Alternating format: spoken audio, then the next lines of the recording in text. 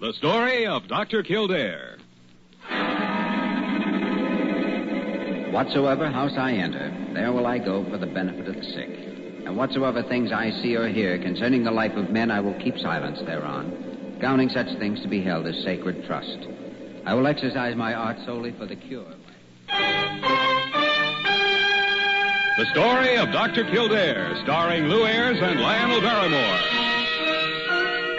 Metro-Goldwyn-Mayer brought you those famous motion pictures. Now this exciting, heartwarming series is heard on radio. In just a moment, the story of Dr. Kildare. But first, your announcer.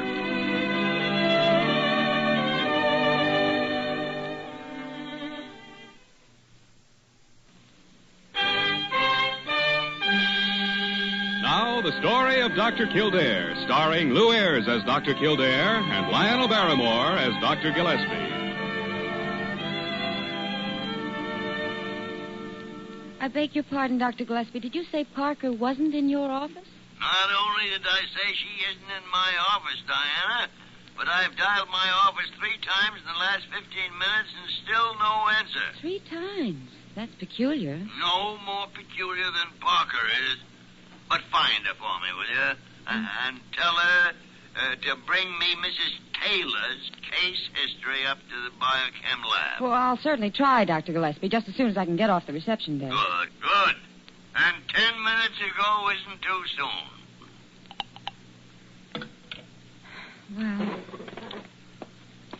Well, Bessie, have you seen Parker recently? Why, yes, Miss Verna. She just left the diet kitchen a minute ago. Oh, thanks, dear. You get out of here. You go on now. Parker, for goodness sake. Don't stand there, Diana. Help me get this cat out of the building. Parker, will you skip the cat and get into the office so Dr. Gillespie can have Mrs. Taylor's case history up in the biochem lab before he has to be scraped off the ceiling? Well, as if I had anything to do with a stray cat being in here. You'd imagine you cat, you. Don't you dare go in Dr. Gillespie's office. Come here, you fugitive from a back alley. Did you hear me? I said, come here. If you don't get off that desk, I'll... Why, the great horn spoon, Parker. How long do you think you're going to keep me waiting for? Parker, 1 in tarnation. It's a cat, Dr. Gillespie. Well, a cat. A friend or just one of your relatives? Oh. I'm sorry, Parker. What? Well, naturally, I'm sorry. I understand your interest in animals.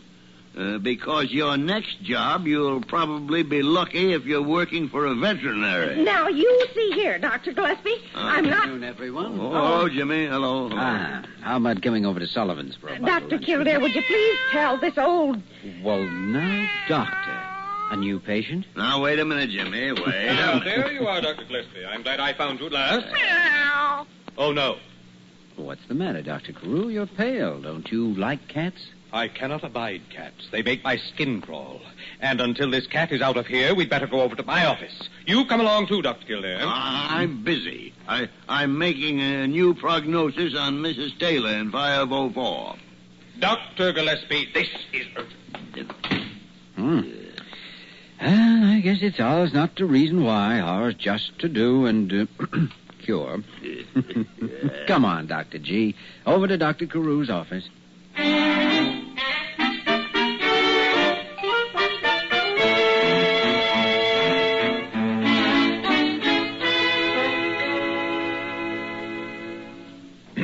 Now, gentlemen, have you ever heard of Oliver M.W. Van Meter? Oliver M.W. Van Meter. Well, who hasn't heard of him in New York? Just oozing money. Not only oozes money, Oliver oozes influence. Oh, Oliver, eh? Well, yes. We met at a dinner party last night. But we spent almost an hour together alone talking confidentially about Mr. Van Meter's health. Not only money and influence, but health, too. Now, there's a lucky man. Gentlemen, it's a very, very strange case. But on my insistence, and upon my professional advice, mind you, he's coming to Blair Hospital. And, gentlemen, that is what I want to talk to you about. Well? Mr. Van Meter suffers from a most peculiar malady. Most peculiar. Every Monday of the year, his eyes start to water. Then his nose starts running. And by Tuesday, he has a horrible case of asthma. Oh, what's so strange about that? Probably an allergic reaction or something. Allergic reaction. Have you ever heard of an allergy that was able to read a calendar so that it could get started every Monday? Well... Just a minute, Carew. What happens after Tuesday? There is the strangest part. By Wednesday, the asthmatic condition starts subsiding. By Thursday, Mr. Van Meter is completely well again. And then Monday, each and every Monday, the cycle starts all over. It's unusual, all right, but still probably an allergic upset. Well, I've practiced medicine too long to make snap judgments, Jimmy, especially before I've seen the patient. I stand corrected, Doctor. And I'll bet you the 6-course lunch at Sullivan's with an extra plate of rice pudding that no allergy recurs every Monday and then fades away. You just made a bet, Dr. Gillespie, with an extra rice pudding and an extra pitcher of cream. When does Mr. Van Meter check in, Dr. Carew? He's coming this Sunday, so as to be here for observation when the malady starts developing Monday.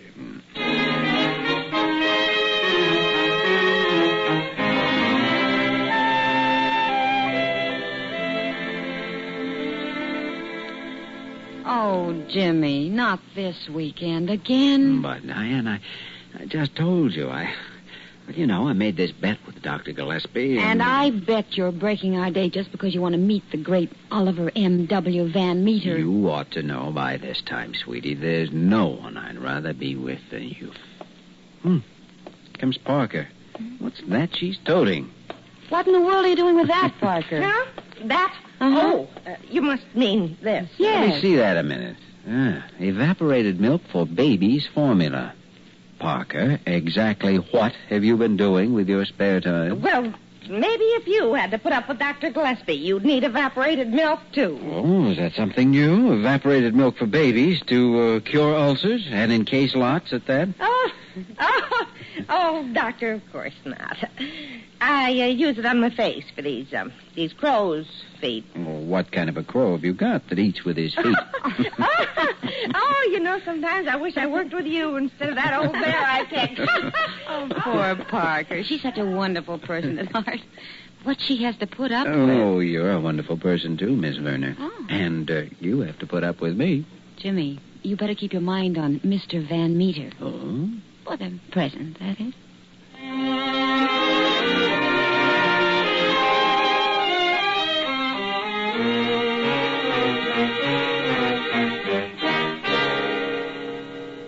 Now, if there is anything at all you want, Mr. Van Meter, just press that little call bell right over your head, and you will get some of the service for which Blair Hospital is so justly famous. Thanks. What I want you can't get in the hospital. I beg your pardon? Look at this item here. Oh. I don't recall seeing that when I read the paper this morning. Well, what paper do you read? You mean there's a difference? Well, certainly there's a difference. Yes, I see. Oh, Dr. Gillespie, Dr. Kildare, do come in and meet Mr. Van Meter, Oliver M.W. Van Meter. Delighted, Mr. Van Meter. Yeah. Now, Dr. Kildare and I would like to start by getting a case history, Mr. Van Meter. I told Carew the entire case history the other night, and I... Oh, dear. In the lab, everyone, and not one of them is positive. Well, that should be pretty solid evidence that it isn't an allergy, then, shouldn't it? No, unfortunately not, because when I made the nasal smear for eosinophiles, it showed Van Meter's definitely allergic to something. Some unusual thing we just don't know about and can't find. Oh, this is dreadful. Dr. Gillespie, can't you suggest something? Yes. Give him a box of face tissues for his sneezes and send him home. Oh, Dr. Kildare, isn't there something you can do? There is, but I'm afraid you're not going to like it, Dr. Carew. I'm not? It seems that whatever Mr. Van Meter is allergic to is some substance we haven't got in our lab. Something the medical profession probably doesn't even know about. Such as what, Jimmy? I don't know. I'm starting to think it's something here in New York. Perhaps something in the air of the city. You mean there's no possibility of finding it? None that I know of. So, in all fairness to the patient, and since... You and the Board of Regents tell me to do the same thing the day after.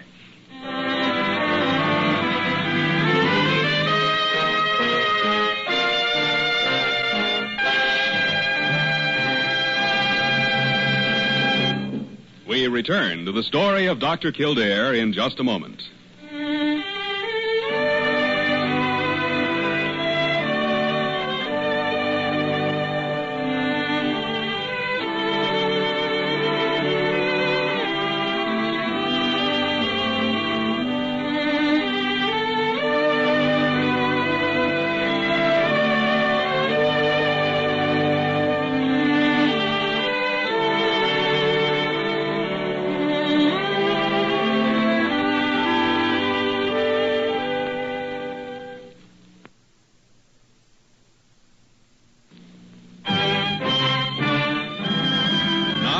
Continue with the story of Dr. Kildare, starring Lou Ayres as Dr. Kildare and Lionel Barrymore as Dr. Gillespie. Dr. Gillespie, not alone have you been my friend, but you've been my mentor. You know that. Ah, mentor. My Aunt Bessie's bustle. When you came into the hospital, you were wet behind the ears, and someone had to take care of you. I appreciate that. And you're still wet behind the ears. Hmm? In fact, what you did with Van Meter was all wet. Oh, please, let's not start that song and dance again, arguing whether he has a bad cold or an allergy. Oh, that's not what I mean. Why don't you face the facts? Carew was so tickled getting Van Meter into the hospital, he wasted no time letting the Board of Regents know all about it. Oh. And I suppose the board has nothing better to do now than wonder why Van Meter isn't here anymore. Jimmy, the fact is somebody dropped a golden egg into their basket, and you're the one who's thrown it away. Well, I'm sorry, but I did it for the good of the patient. Yeah? But did you consult me? Well, Did you ask whether I thought he should leave New York? No. I suppose I should have. But with you feeling so miserable... Oh, sure, yeah, I feel miserable, all right, and it's from that cold Van Meter sneezed all over me. Oh, now be reasonable. If he did have a cold, how could you contract it that soon? How possibly? Well, you heard Carew. Van Meter has influence. Oh, I'm sorry, but right now there's nothing so funny about that. When I see a patient racked with spasms and gasping for breath the way Van Meter did last Tuesday, I'm afraid I suffer as much as he does. How do you think I feel? I must have spent 35 years in this hospital for some reason. Breathing was so labored, clenching his fists, twisting in agony to get his breath. Well, we'll see. This is Tuesday, and if Van Meter does what he promised me, he'll be telegraphing from upstate and letting us know what happened. Jimmy, I hope Carew and the Regents don't kick you out before you pay for that lunch. Well, Dr. G, if they do kick me... Oh, hello, Parker. A telegram just came for you, Doctor. Thank you, Parker. A night letter from Oliver M.W. Van Meter. Oh? Is he all out of face tissues already? I'll say he isn't. Listen to this. Quote, this is the first Monday in 3 years I've had no symptoms or discomfort. Congratulations, Doctor, and my eternal thanks. Well, Dr. G, it is just about lunchtime. By the tarnation, I can't figure it out. Van Meter's well, and I've still got my... my cold. Parker. Yes, Doctor. I feel so good about this telegram, I'm going to buy you a whole case of that evaporated baby milk. Evaporated what? Nothing, Doctor. Nothing at all. Dr. Kildare, congratulations on your diagnosis of the Van Meter case. You should have waited, Parker. Another telegram just came for Jimmy. Another? Yes. How popular can you get? Well, maybe your grateful patient wired you $100,000 in partial appreciation. Maybe. Yeah, give me that. Hmm? By the great horn spoon, grateful patient. Not only opens my personal telegrams, laughs in my face. Dr. Gillespie, what does it say? I'm laughing so much I can't read it. Oh, this is rich. Good night, Doctor. Parker, shut up. Will you please let me read that? Oh, here, Jimmy. Well, I'll be blasted. This just doesn't make sense. Well, for heaven's sake, what doesn't make sense? Let's see. Yes, First telegram from Van Meter was a night letter sent Monday, and this is a straight telegram sent today, Tuesday. Yes, and? Upstate at Lake George, Van Meter was all right on Monday, but 24 hours later, on Tuesday, the whole thing started up again exactly the way it did here, except one day later. Well... Is there a doctor in the house? And if there is, tell him Dr. Kildare's taking me to Sullivan's for lunch.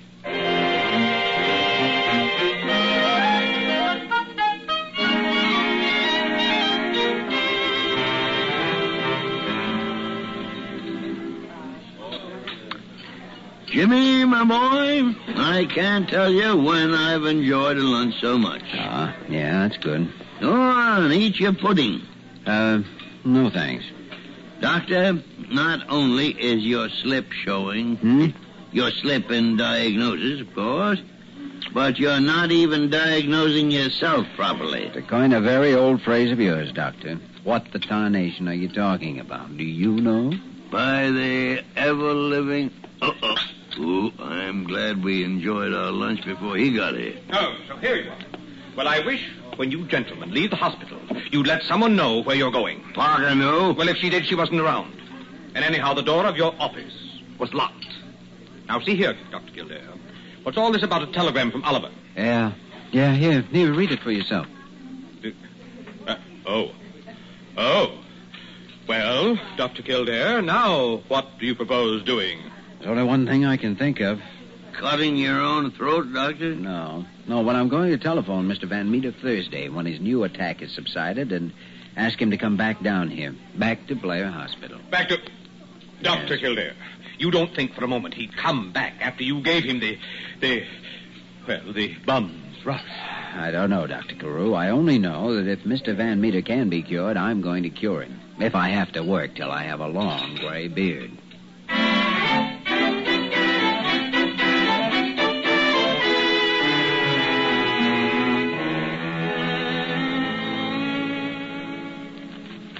Now, believe me, Mr. Van Meter, I just can't tell you how much I appreciate your coming back to Blair Hospital and giving us another chance.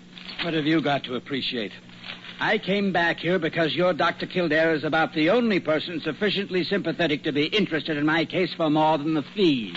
Yes. yes. I want you to know that we're all sympathetic. Every last one of us here at Blair Hospital. Now, don't try to butter me up, But Dr. Kildare, Dr. Gillespie... Gillespie? You send that old walrus in here again, and I'll beat him over the head with this Sunday newspaper. Comic section rotogravure, book review, and all. Well, I must admit that... Dr. Kildare, come right in. Your patient's ready for you. Mr. Van Meter, I can't start to tell you how sorry I am it didn't work out. Well, I don't believe in interfering between a doctor and his patient. If there's anything you want, Oliver, just let me know. Well, you know why I came back here? No, but I know why I wanted you to come back. I know you can be cured, and I'd like to do the curing. Well, I thought you had cured me when Monday came round at Lake George, and I was fit as a fiddle. Yeah. But why did it happen at Lake George on Tuesday? I guess it takes the germs the whole day to come up from New York. Maybe that's it. And as far as Lake George goes, you can have it. Why, if I hadn't had the Globe Bulletin mailed up to me, I'd have been lost. What? Wait a minute. You had your Sunday newspaper mailed up to you? Yes? Mr. Van Meter, this is the Sunday edition of the Globe Bulletin right here. Is that right? Yeah. Mm-hmm.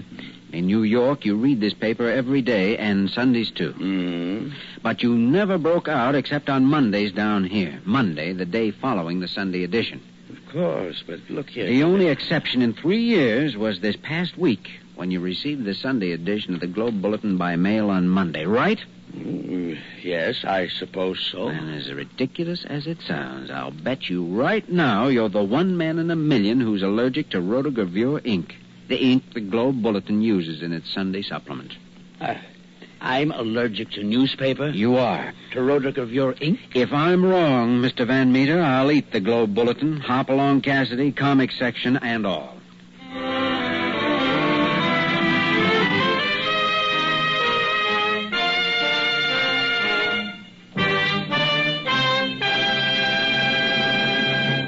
In just a moment, we will return to the story of Dr. Kildare.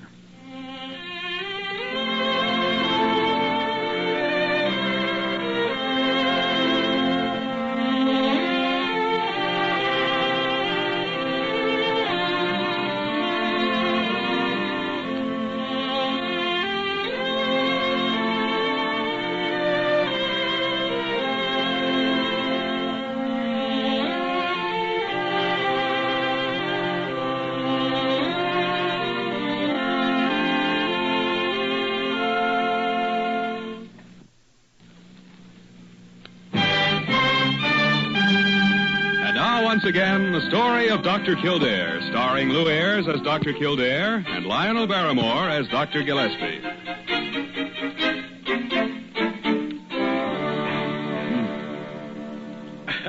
Well, this is such a happy moment, gentlemen. Certainly is for me.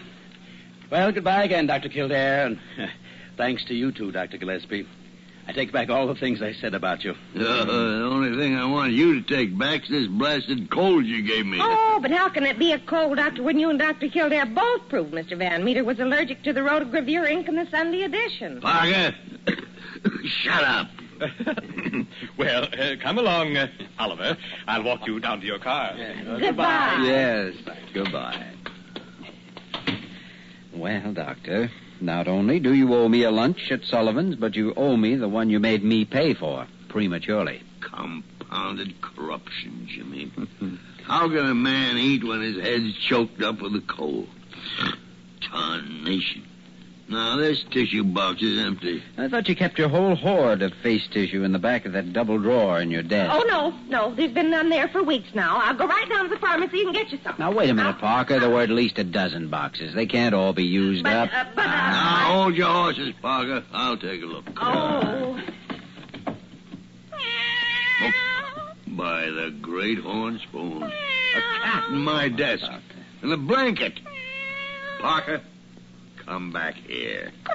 Locking the office and evaporated baby milk for your crow's feet, eh, Parker? Now, Doctor, you've simply got to give me a chance. Give you a chance to nothing.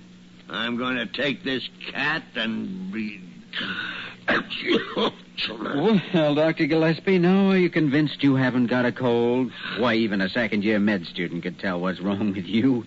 You're allergic to cat's hair. Parker, I've wanted to do this for a long time. But now I'm going to wrap my fingers around your throat until rigor mortis sets in. Well, and I've wanted to do this for a long time, too. I'm quitting. Oh, no, you're not. You're fired. That's a fine way to treat me. And after she's given you the best years of her life, for shame, Doctor. The only reason I hid the old kitten in the first place was because I couldn't catch it. And then when I heard Dr. Carew say cats made his skin crawl, I thought, well... I don't care if Carew... Huh? Carew, huh? Well, now, maybe you got something there. A new secret weapon. You bet she has, Dr. G. Parker, honey, you sit down. You're not fired. You're just wonderful. Oh, good and tight.